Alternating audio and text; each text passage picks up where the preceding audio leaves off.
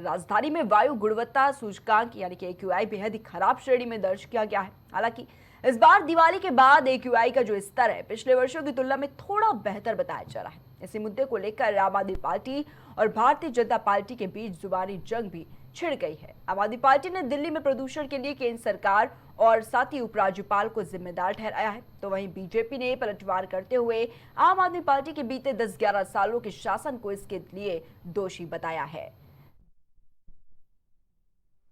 दिल्ली के अंदर प्रदूषण बेहद गंभीर स्थिति में पहुंच चुका है। आधे से ज्यादा क्षेत्रों में प्रदूषण का जो स्तर है वो रेड जोन में जा चुका है, लेकिन भारतीय जनता पार्टी की सरकार हाथ पे हाथ रख करके बैठी हुई है। दिल्ली के पर्यावरण मंत्री बहाने बना रहे हैं। उन्होंने कहा कि इसलिए प्रदूषण बढ़ गया कि दिल्ली के आसपास से प्रदूषण दिल्ली में आ रहा है। ये सबको पता है, लेकिन आज दिल्ली में इसकी सरकार है, भाजपा की सरकार है। उत्तर प्रदेश में भाजपा की सरकार है, राजस्थान में भाजपा की सरकार है, हरियाणा में भाजपा की सरकार है, केंद्र में भाजपा की सरकार है। 20 दिन से क्या कर रहे थे आप? आपकी सरकार क्या कर रही थी? 20 दिनों से सबके साथ बात करने की जगह आप बयानबाजी कर रहे थे।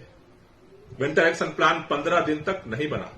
आनंद फानन में विंटर एक्शन प्लान घोषित हुआ, लेकिन जो हॉट स्पॉट आज रेड जोन में है, जहां हवा सबसे ज्यादा खराब है, किसी भी हॉट स्पॉट का एक्शन प्लान नहीं बना।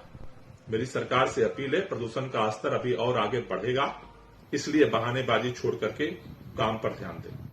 तो वही बीजेपी सांसद मनोज तिवारी ने कहा कि अब AQI पहले की तुलना में बेहतर स्थिति में है। उन्होंने दावा किया है कि दिवाली ग्रीन पटाखों के साथ मनाई गई और इस बार हवा की गुणवत्ता सितंबर-अक्टूबर के मुकाबले बेहतर है। उन्होंने ये भी कहा है कि दिल्ली को सांस लेने लायक बनाने में अभी 2 से 2.5 साल और लगेंगे।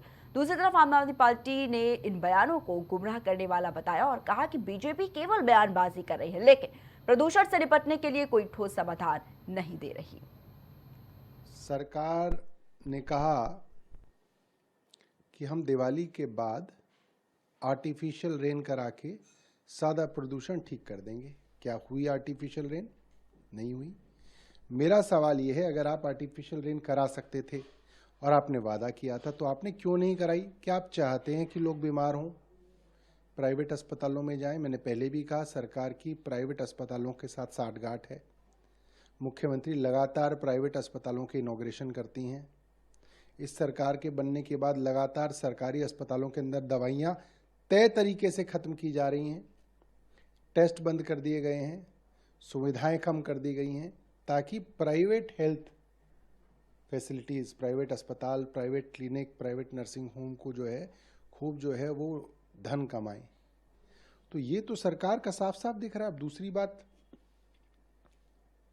पटाखों की भी एक बड़ी लॉबी है, करोड़ों रुपए का उनको फायदा हुआ है।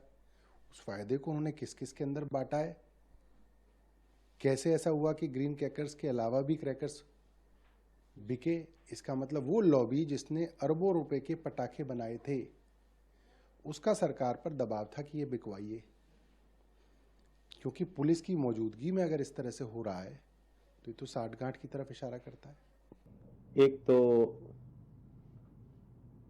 इन लोगों को, आम आदमी पार्टी वालों को थोड़ी भी शर्म नहीं आती है कि अभी अभी तो इनका 11 साल का कार्यकाल समाप्त हुआ है और हम बार बार कह रहे हैं कि हमें दिल्ली को उस परिस्थिति में लाने में जहां सबको बिल्कुल सांसों के अनुकूल, अपने स्वास्थ्य के अनुकूल दिल्ली हो, इसमें हमें 2 से 2.5 साल लगेगा।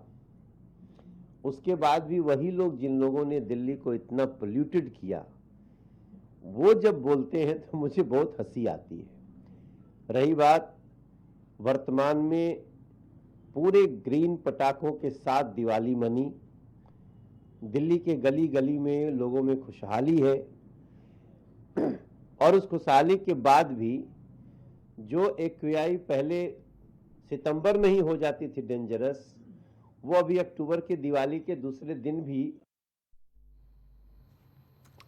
सुप्रीम कोर्ट ने दिवाली से ठीक पहले बड़ा फैसला देते हुए दिल्ली एनसीआर सहित कई इलाकों में परंपरागत पटाखों पर रोक लगाई थी। कोर्ट ने स्पष्ट किया था कि सिर्फ ग्रीन पटाखों की अनुमति दी जाएगी ताकि पर्यावरण और स्वास्थ्य की सुरक्षा की जा सके। तो वहीं सुप्रीम कोर्ट ने सभी राज्य और सरकारों को ये निर्देश भी दिया था कि वो इस आदेश का सख्ती से पालन कराए और उल्लंघन करने वालों पर सख्त कार्रवाई भी करे। फिलहाल इतना ही। देश और दुनिया की तमाम बड़ी खबरों को देखने के लिए आप देखते रहिए प्राइम टीवी।